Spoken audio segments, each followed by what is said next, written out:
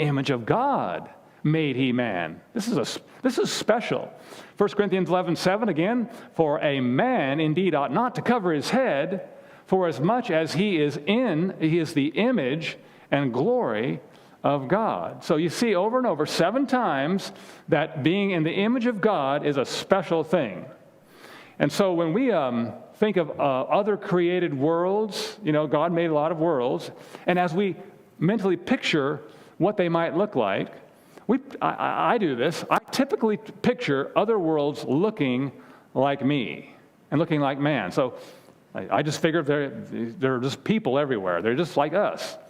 But are we, the anthropos, as the Septuagint calls us, the anthropos, mankind, are we a unique species compared to other worlds? We learn in inspired commentary, human beings were a what? A new and distinct order. They were made in the image of God. Distinct means different, doesn't it?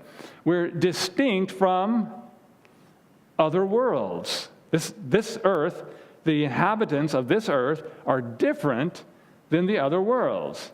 And so Jesus, he made us different from other worlds, but he made us the same as himself in the image of God.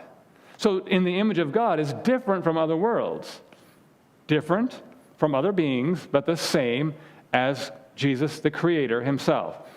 So why did he do that? Well, here's the answer. Because God saw the future and provided for it.